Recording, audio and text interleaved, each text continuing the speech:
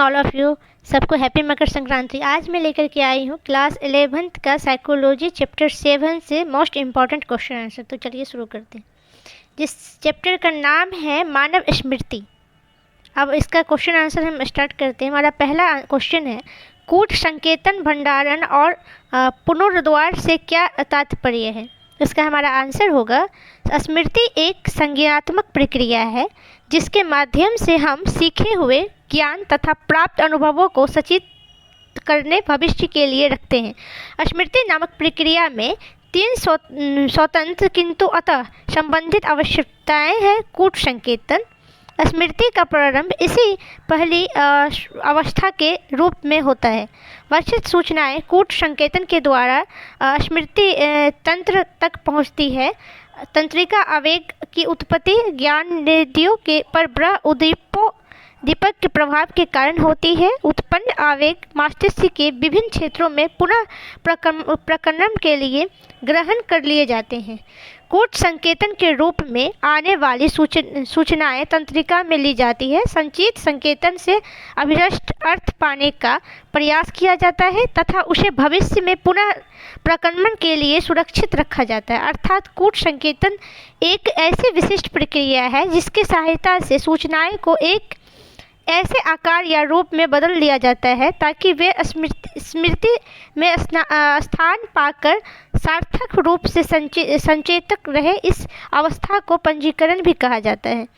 यह स्मृति की पहली अवस्था है। भंडारण, सार्थक एवं उपयोगी सूचनाओं को कूट संकेतन के माध्यम से प्राप्त करने के बाद जिस विशेष प्रक्रिया के द्वारा कुछ समय सीमा तक धारण किए रहे की अवस्था की जाती है, उसे प्रक्रिया को भंडारण कहते हैं। यह स्मृति की द्वितीय अवस्था है। भंडारित सूचना का उपयोग आवश्यकतानुसार आने वाले समय में किया जाता है। इसे याद रखना भी कहा जाता है।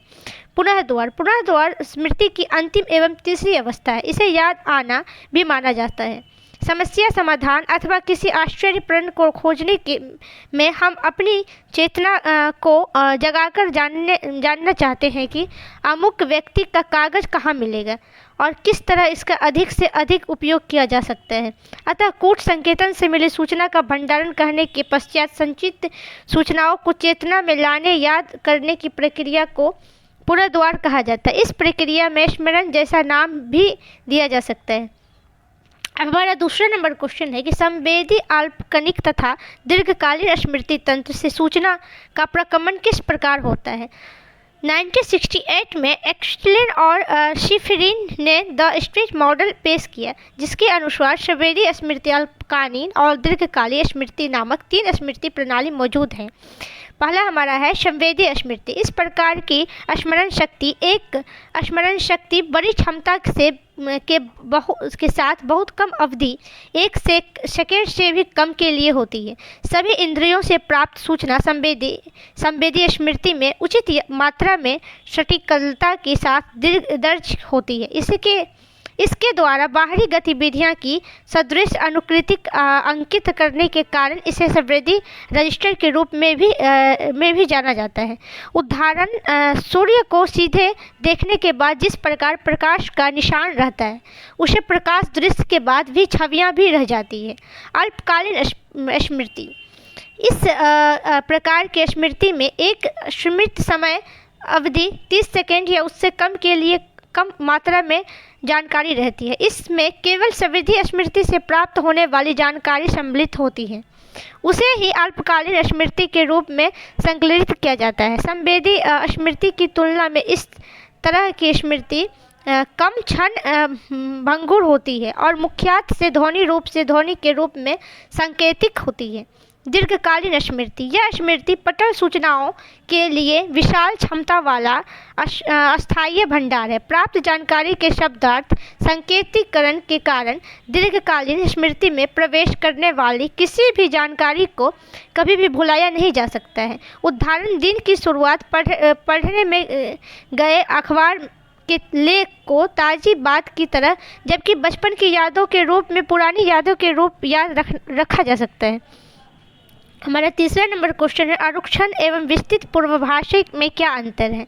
तो उत्तर है हमारा, अनुसरण एवं विस्तृत पूर्वभाषा दोनों स्मृति तंत्र से संबंधित है। दोनों की विशेषताएं को अलग अलग अनुच्छेदों के द्वारा सूचित करने में उनके अंतर बताने का प्रयास किया गया है। अनुक्षरण पूर्वाभास की महत्ता अल्पकालीन स्मृति के लिए नियंत्रण का कार्य करता है। अनुक्षरण पूर्वाभास के द्वारा सूचना को वांछित समय तक धारित बनाने का प्रयास किया जाता है। अनुक्षरण पूर्वाभास सूचना को अनुचित रखने के लिए सूचना के दोहराने का अभ्यास नियंत्रित करने की सलाह देता है। अनुक्षण पूर्वाभास जब रुक जाता है तब सूचना की स्मृति मिटने लगती है। विस्तृत पूर्वाभास के प्रयोग में कई सूचना अल्पकालीन स्मृति को दीर्घकालीन स्मृति में प्रवेश करती है। अनुक्षरण पूर्वाभास के विपरीत, जिसमें मुख्य या वाचिक रूप से दोहराया जाता है। विस्तृत पूर्वाभास के द्वारा दीर्घकालीन स्मृति में पूर्व विपरीत, जिससे मुंह या वाचिक रूप से दोहराया जाता है। विस्तृत पूर्वाभास के द्वारा दीर्घकालीन स्मृति में पूर्व निहित सूचना के साथ धारिकता के लिए अभिष्ट सूचना को जोड़ने का प्रयास किया जाता है। विस्तृत पूर्वाभास को जोड़ने का प्रयास किया जाता है के द्वारा किसी सूचना को उसके उद्देश्य विभिन्न संयोजनों के आधार पर कोई व्यक्ति विशेषित कर पाता है। सूचनाएं को संगठित करने, तर्कीय ढांचे में विस्तृत करना तथा समान स्मृतियों के साथ मिलाने, उपयुक्त मानसिक प्रतिमा बनाने जैसी क्रियाओं की विस्तारक पूर्वाभास का सक्रिय योगदान होता है। अर्थात दोनों पूर्वाभास में स्पष्ट अंतर के रूप में कहा जाता है कि अनुक्षरण पूर्वाभास जहां अल्पकालीन स्मृति के नियंत्रण के रूप में जाना जाता है, वहीं दीर्घकालीन स्मृति के विश्लेषण में विस्तारक पूर्वाभास को योगदान होता है। अनुक्षरण पूर्वाभास अल्पकालीन स्मृति की धारिता को विकसित करने का काम करती है, वहीं विस्तारक पूर्वाभास दीर्घकालीन स्मृति के स्तर को विकसित कराता है। अनुक्षरण विधि का विकल्प खंडीय विधि के रूप में उपलब्ध हो चुका है, जबकि विस्तारक पूर्वाभास के लिए कोई विकल्प नहीं मिल सकता है। सूचना के अवस्था परिवर्तन की व्याख्या करने में अनुक्षरण पूर्वाभास का कोई योगदान नहीं होता है, जबकि विस्तारक पूर्वाभास अवस्था परिवर्तन के कला को समझता है।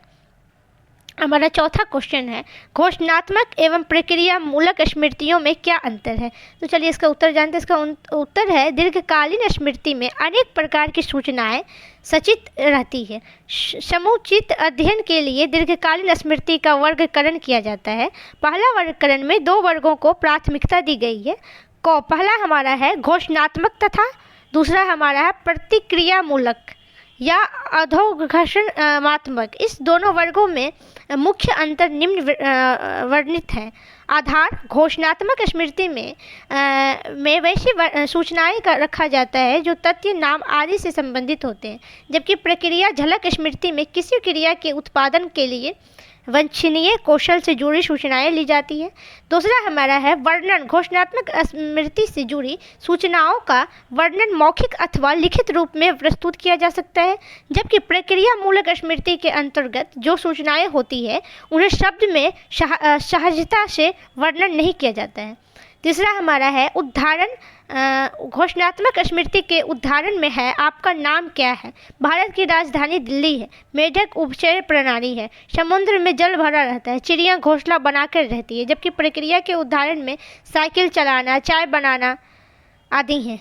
हमारा 5वां नंबर क्वेश्चन है, दीर्घकालीन स्मृति में श्रेणीबद्ध संगठन क्या है? इसका उत्तर है, इस तरह की प्रश्नों का उत्तर देने में लोगों की कितना समय लगता है, इसके आधार पर दीर्घकालीन स्मृति से संगठन के स्वरूप का अनुमान लगाया गया है। दीर्घकालीन स्मृति में ज्ञान प्रतिनिधिदान की सबसे महत्वपूर्ण इकाई संपर्य उन वस्तुओं को घटनाओं के लिए मानसिक सर्वगण है जो कई प्रकार से एक दूसरे के समान है।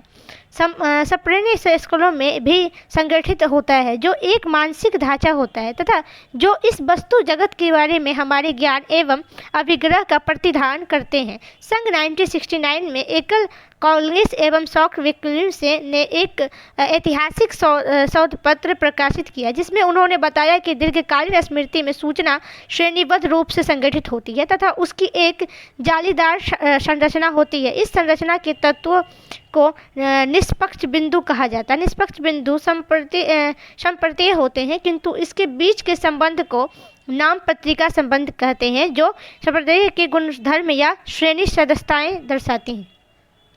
हमारा छठा नंबर क्वेश्चन है कि विस्मरण क्यों होती है। विस्मरण या भूलना एक मानसिक क्रिया है जिससे स्मृति तंत्र में सचित स्मृति चिन्ह मिट जाता है तथा हम ज्ञान साधनों या घटनाओं के संबंध में कोई भी सूचना देने में असमर्थ हो जाते हैं। विस्मरण के कारण ही को पहचानने की गतिविधियां सूत्र नियमों के शुद्ध रूप से देने में असमर्थ हो जाते हैं।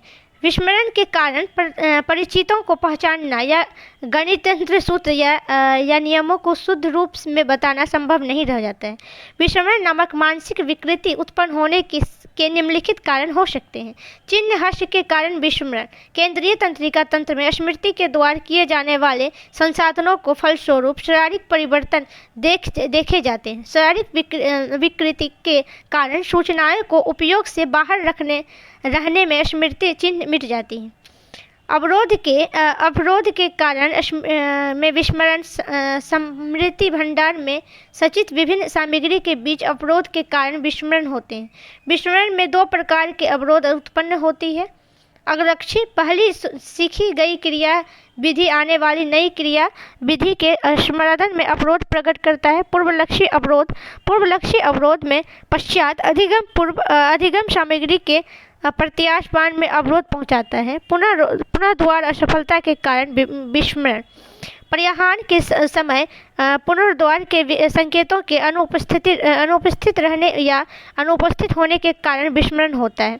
हमारा सातवां नंबर क्वेश्चन है अवरोध के कारण विस्मरण पुनर्द्वार से संबंधित विस्मरण से क्या प्रकार भिन्न है। किस प्रकार भिन्न? इसका उत्तर होगा अवरोध के कारण विस्मरण का आधार संचित सहचारियों के बीच उत्पन्न प्रतिद्वंद्वी होती है जबकि पुनर्द्वार से संबंधित विस्मरण प्रत्यायन के समय पुनर्द्वार के संकेतों के अनुपस्थित रहने या अनुपस्थित होने के कारण होती है। अवरोध के कारण विस्मरण में दो प्रकार के अवरोध उत्पन्न होती है। अग्रलक्षी और पूर्वलक्षी। अग्रलक्षी पहले सीखी गई क्रिया बाद में सीखी जाने वाली क्रिया को याद करने में अवरोध उत्पन्न करती है। पूर्वलक्षी पश्चात अधिगम पूर्व अधिगम सामग्री के प्रतिहान में अवरोध पहुंचाता है।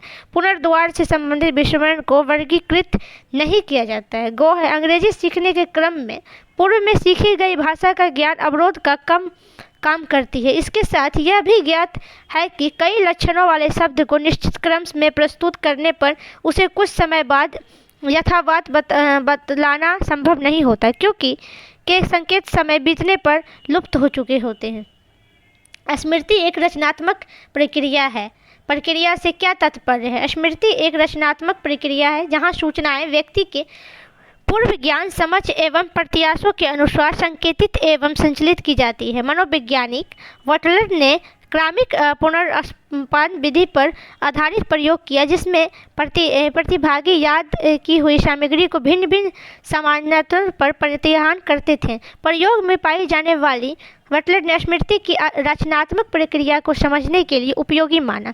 उन्होंने गलतियों का अवक्षयहीन संशोधन तथा समयानुकूल अर्थ प्रकट करने का प्रयास मानकर खुशी व्यक्त की। बटलर ने बताया कि कोई विशिष्ट स्मृति व्यक्ति के ज्ञान लक्ष्यों अभिप्रेरणा वरीयता तथा अन्य कई मनोवैज्ञानिक प्रक्रिया से प्रभावित होता है। स्मृति के कारण ही हम भूतपूर्व अनुभवों और ज्ञान के आधार पर नई सूचना के विशेषण भंडारण तथा पुनर्द्वार में सहयोग करने की क्षमता प्राप्त करते हैं। इस आधार पर स्पष्ट हो जाता है कि स्मृति के कारण विकास के लिए कोई उपयोगी प्रक्रिया को सफलतापूर्ण पूरा करने में सहयोग मिलता है अर्थात स्मृति का रचनात्मक प्रक्रिया है। हमारा 7 क्वेश्चन है 8 क्वेश्चन है इसमें हमारा 8 मोस्ट इंपॉर्टेंट क्वेश्चन है जो मैंने नोट डाउन करवाया। आज के लिए इतना ही, मिलते हैं नेक्स्ट वीडियो में। अगर हमारा वीडियो अच्छा लगे तो लाइक करें, शेयर करें, सब्सक्राइब करें। Thank you.